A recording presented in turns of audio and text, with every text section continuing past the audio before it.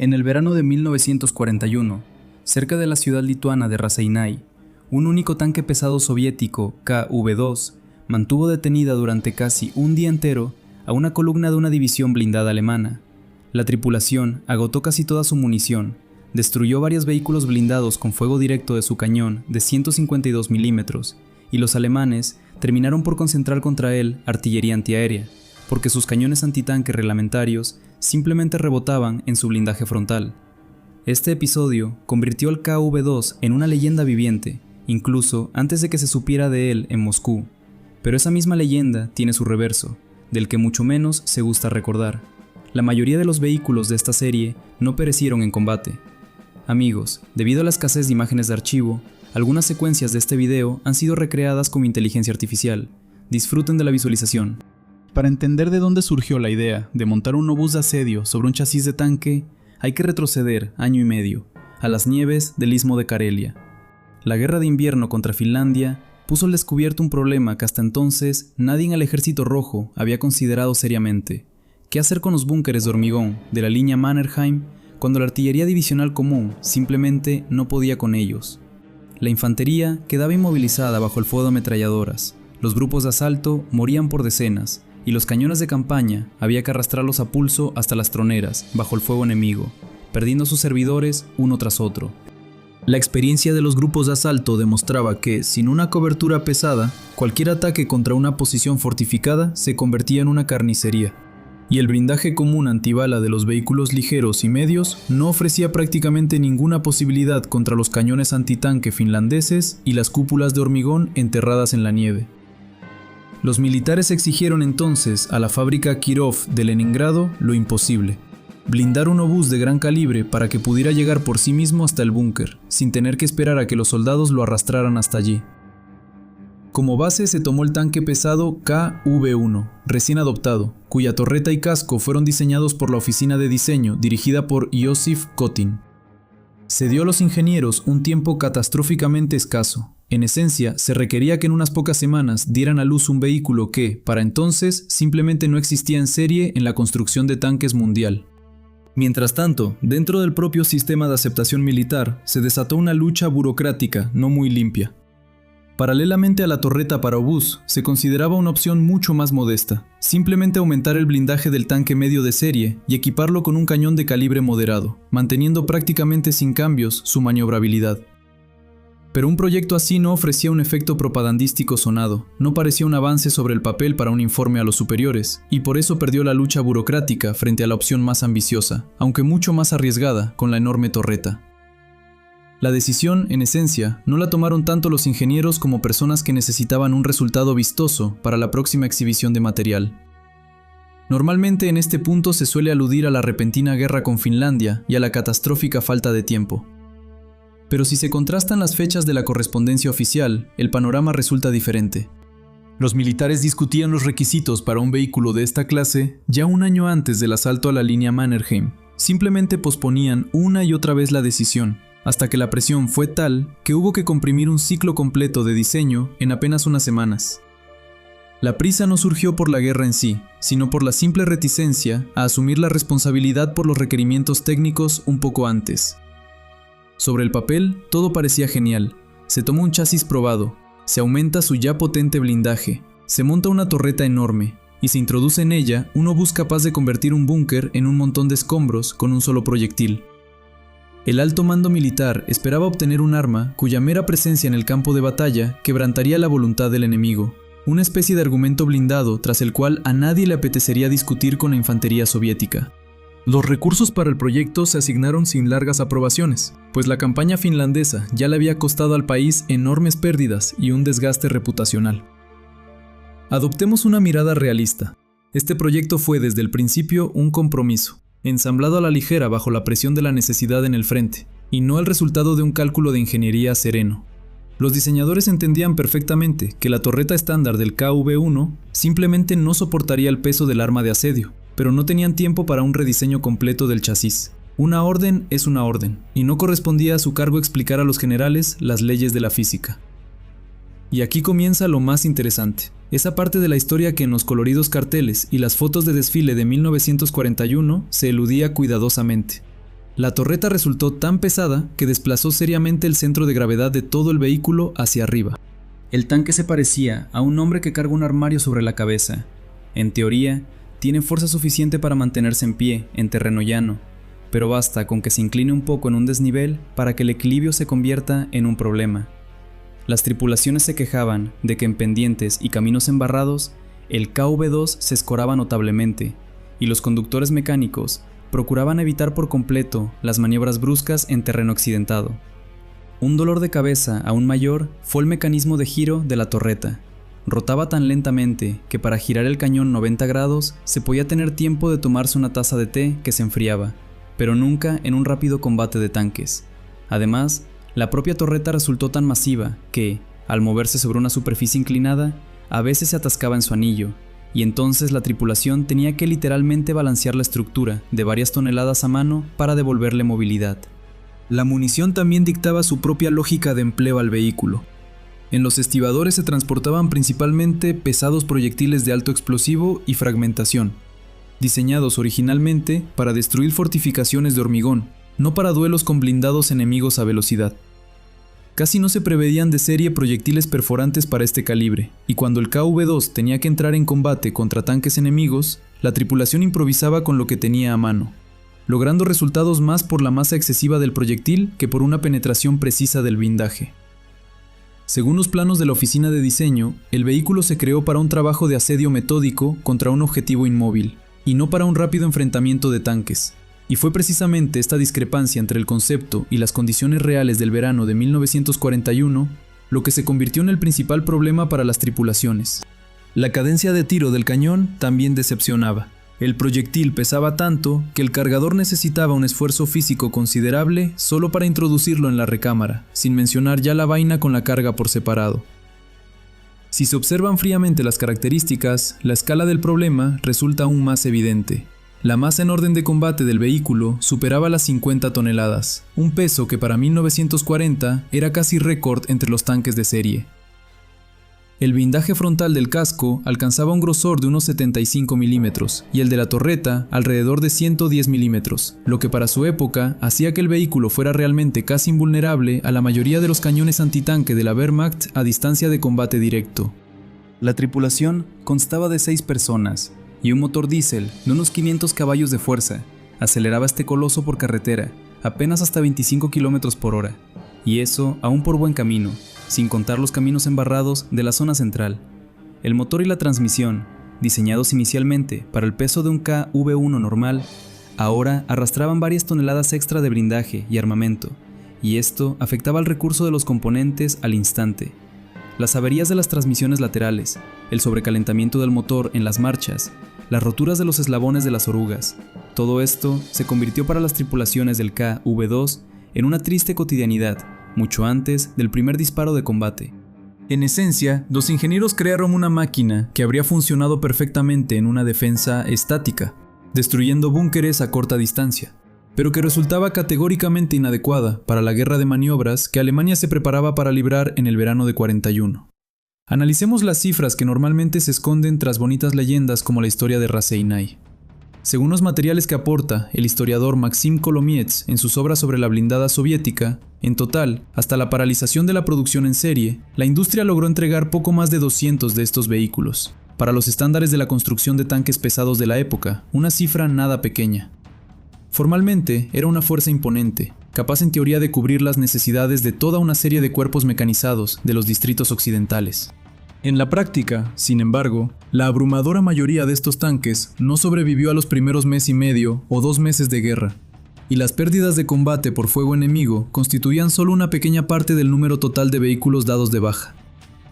Según los cálculos de los historiadores, hasta el 70% de los KV-2 perdidos no llegaron a realizar ni un solo disparo de combate. Fueron abandonados en las cunetas y zanjas debido a simples averías técnicas o a la completa falta de combustible, y no en absoluto por la puntería de los artilleros alemanes. Para un vehículo que se preparaba como el principal as contra la defensa fortificada, semejante estadística es una sentencia para toda la idea en su conjunto. La mayoría de los KV-2 se quedaban parados en las cunetas de las carreteras, debido a simples averías técnicas. La transmisión no resistía las marchas de decenas y cientos de kilómetros, el combustible Se acababa antes de que llegaran las columnas de suministro de retaguardia, y simplemente no había tractores de evacuación de la potencia necesaria en las tropas. Las tripulaciones se veían obligadas a volar con sus propias manos los vehículos averiados, pero completamente intactos desde el punto de vista combativo, para que no cayeran en manos del enemigo que avanzaba. Precisamente por eso, la estadística del verano de 41 resulta tan paradójica. Un tanque que en combate casi no tenía igual, desaparecía masivamente de la línea de batalla, incluso antes de encontrarse con el enemigo. Durante mucho tiempo no pude entender un detalle, hasta que lo encontré en documentos de archivo. ¿Sabes? Lo más descabellado allí ni siquiera es que las máquinas averiaran. Lo más descabellado es que el mando conocía perfectamente este problema, incluso antes del inicio de la guerra. Recibía informes de las pruebas de campo sobre la falta de fiabilidad crónica de la transmisión, y aún así impulsaba la serie hacia las tropas sin una modernización normal de los componentes. ¿Cómo se podía en sano juicio firmar la recepción del equipo sabiendo que se desarmaría en la primera marcha? Aún hoy me cuesta entenderlo. Precisamente la historia de Raseiniai muestra mejor, al mismo tiempo, la fuerza y la debilidad de esta máquina. Según los datos, que aún se conservan parcialmente en los fondos del Archivo Central del Ministerio de Defensa, la 6ª División Panzer alemana intentó durante varias horas seguidas acabar con un único tanque pesado soviético que bloqueaba un camino estrecho a través de un puente. Los cañones antitanque alemanes de calibre 37 milímetros dispararon contra él decenas de proyectiles prácticamente a quemarropa, y todos ellos rebotaban impotentes contra el grueso blindaje frontal. En los informes de los oficiales alemanes de aquellos días se filtra un terror casi supersticioso ante esta máquina solitaria, que al principio tomaron casi por un nuevo supertanque secreto. Según los resúmenes de regimientos alemanes, el combate en el puente se prolongó casi un día entero, y la cantidad de proyectiles disparados contra un único tanque se contaba por muchas decenas, si no por un centenar, y casi todos ellos no dejaron en el blindaje frontal nada más serio que abolladuras y desconchones de pintura.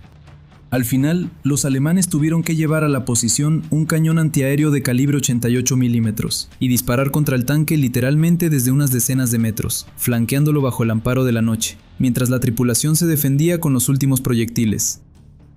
Formalmente, el episodio terminó con la destrucción de la máquina y, al parecer, de toda la tripulación.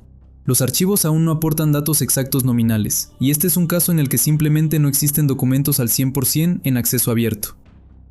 Pero en un día incompleto, este único tanque detuvo el avance de una división entera, obligando al mando alemán a informar arriba, presa del pánico, sobre la aparición de supermáquinas soviéticas invulnerables. Una historia similar, pero mucho menos divulgada, se desarrolló un poco más tarde, ya en las aproximaciones a Leningrado, en la línea defensiva de Luga. Allí, varios KV-2, que para entonces habían perdido movilidad debido a averías de la transmisión, los comandantes ordenaron no abandonarlos, sino enterrarlos hasta la torreta en tierra y convertirlos en puntos de fuego fijos de largo plazo. Formalmente, esto era un reconocimiento del fracaso del concepto de arma blindada móvil. La máquina, concebida como símbolo del poder de maniobra, al final se usó exactamente igual que como se empleaban originalmente los simples búnkeres fijos de la línea Mannerheim. Por otro lado, precisamente en este papel el arma de calibre 152 milímetros se desplegaba de verdad. Varias de estas máquinas enterradas contuvieron durante semanas los ataques de infantería, porque un proyectil de tal potencia hacía añicos cualquier fortificación de campaña enemiga de un solo impacto. Normalmente, en este punto, los populares videos sobre el KV-2 ponen un bonito punto final. He aquí la leyenda, he aquí la prueba de la grandeza del blindaje soviético. Pero si uno mira las cartas y recuerdos de las personas realmente involucradas en la creación de esta máquina, el cuadro resulta mucho más amargo. El ingeniero de tanques Nikolai Shashmurin, que trabajó en la oficina de diseño de la planta Kirov en la familia de tanques pesados, en sus memorias tardías reconocía directamente: la torreta del KV-2, de hecho, se diseñó y se puso en servicio con una prisa terrible, comprendiendo perfectamente todos los compromisos de ingeniería, pero a los diseñadores simplemente no les quedaba opción. Desde arriba exigían resultados aquí y ahora, y no dentro de un año de desarrollo tranquilo. En los diarios de los regimientos y en los testimonios de testigos presenciales que se conservan en los fondos de archivo, también se encuentran evaluaciones mucho más terrenales de esta máquina, salidas de la boca de simples tanquistas. Las personas que tuvieron que pasar horas extrayendo una torre multitonelada atascada en el terreno o haciendo girar manualmente una base anillada bloqueada bajo el fuego enemigo, describían al KV-2 no precisamente como una maravilla técnica, sino como una pesada cruz que había que cargar sobre los hombros, mientras el alto mando admiraba los informes sobre el blindaje impenetrable.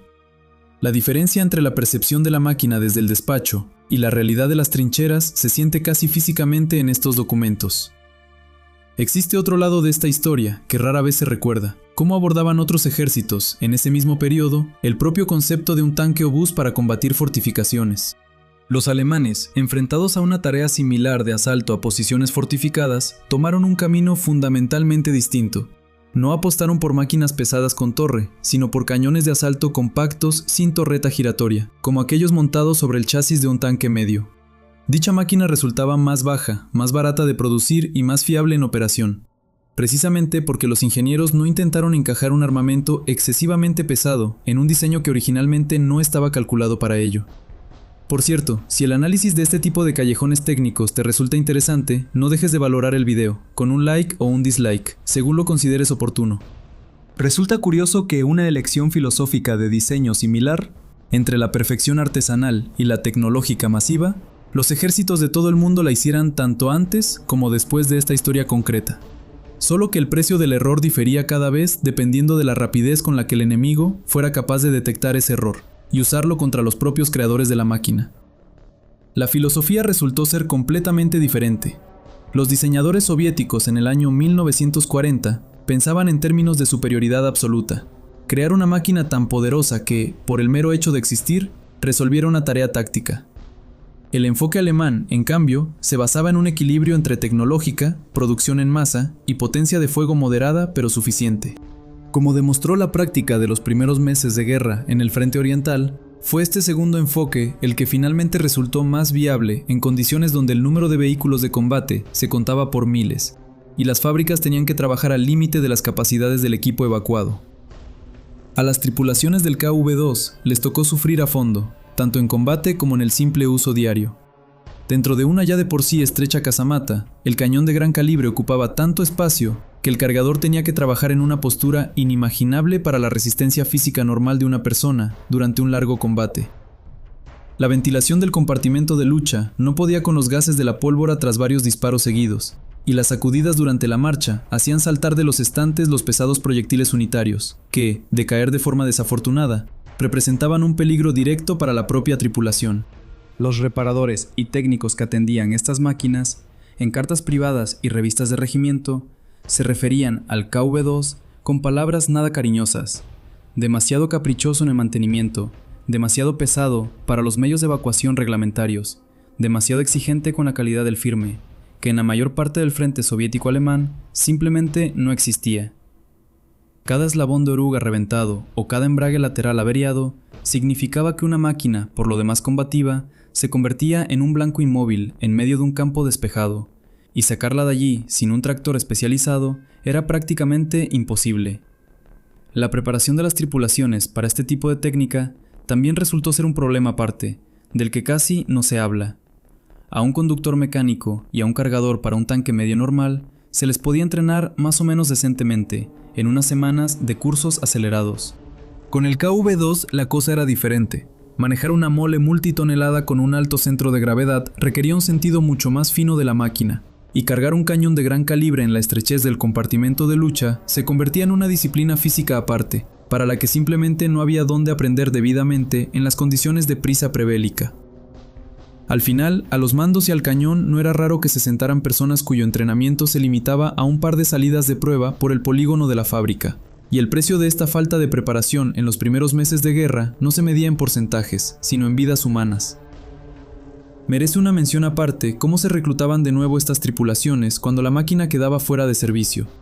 Un tanquista que perdía un vehículo en condiciones de combate por una simple avería de la transmisión en algún camino forestal, formalmente se consideraba reserva no combativa, y la mayoría de las veces iba a parar a unidades de infantería, sin ningún tipo de preparación para la guerra de trincheras. Personas entrenadas como especialistas técnicos muy cualificados para la máquina de combate más compleja de su época, acababan con un fusil en campo abierto frente a los soldados alemanes con subfusiles.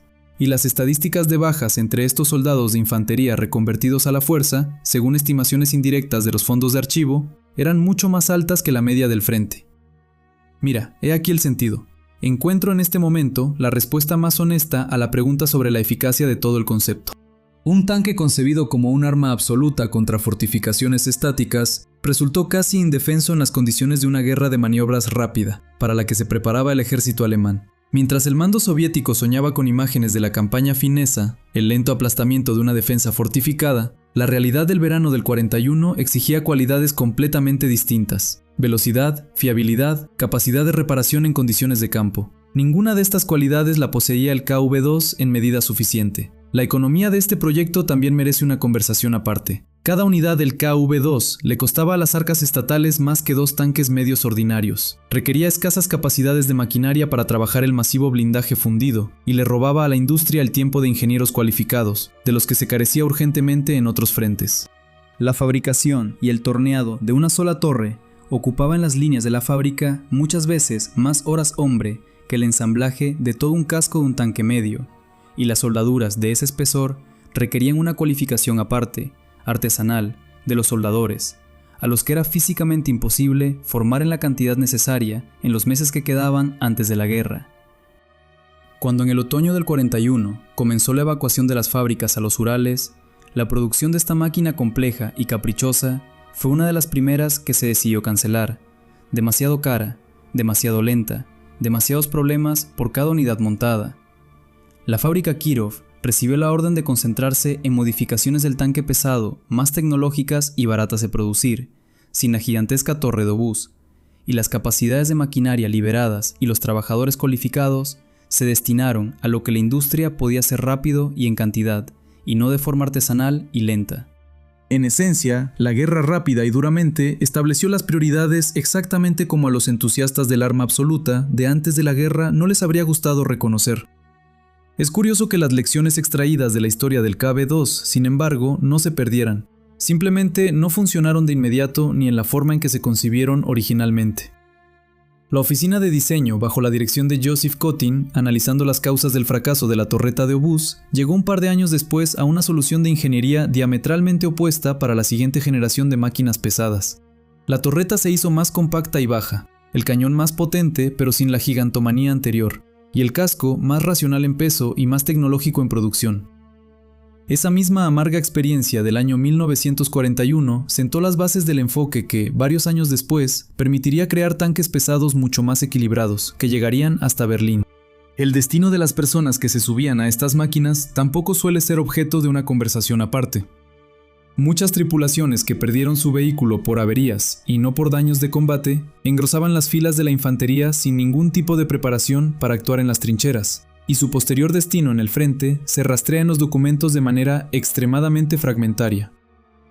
El tanque, que debía ser un símbolo de invulnerabilidad para decenas de tripulaciones, se tradujo en una retirada forzosa a pie, a través de los bosques y pantanos de las regiones occidentales del país, mientras las cuñas acorazadas alemanas los envolvían por los flancos.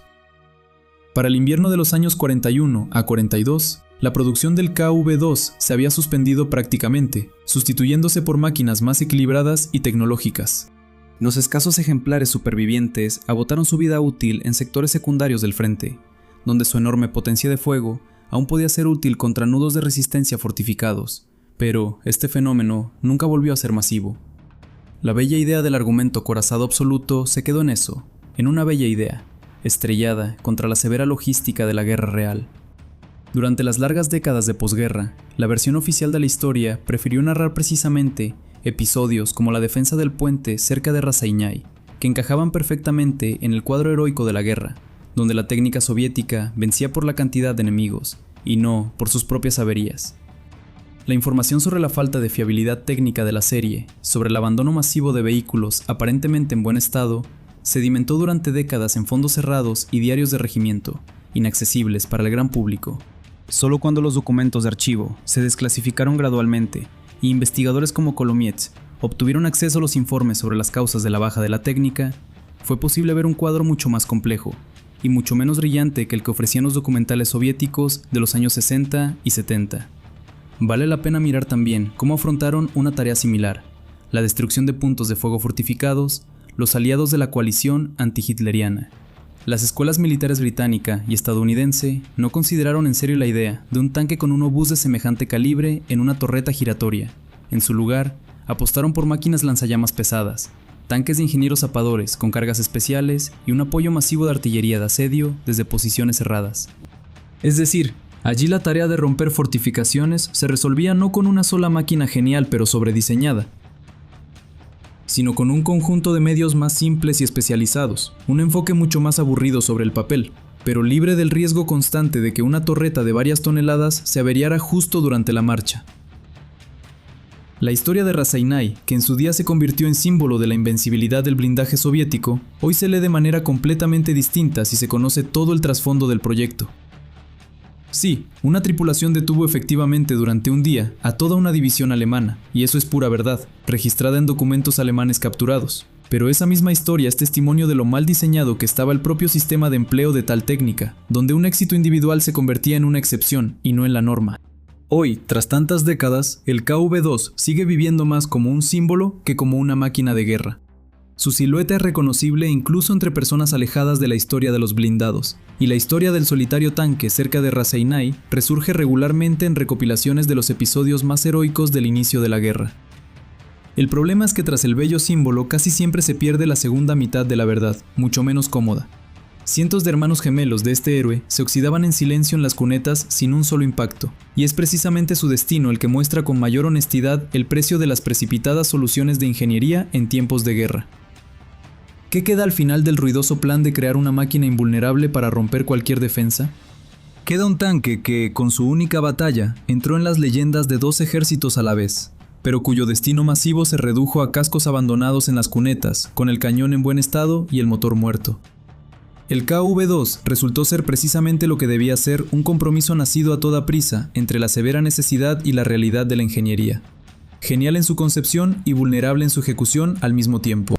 Quizás ninguna otra máquina de ese periodo muestra tan claramente la diferencia entre el tanque sobre el papel de una reunión militar y el tanque en un camino destrozado bajo la lluvia, donde lo que deciden no son las sonoras características de un informe, sino la calidad de la soldadura y la fiabilidad de un simple engranaje en la caja de cambios. ¿Qué opinan si los diseñadores de la planta Kirov hubieran tenido al menos medio año más de trabajo tranquilo, en lugar de las semanas de emergencia del año 1940? ¿Podría la historia de esta máquina haber sido completamente distinta? Escriban su opinión en los comentarios.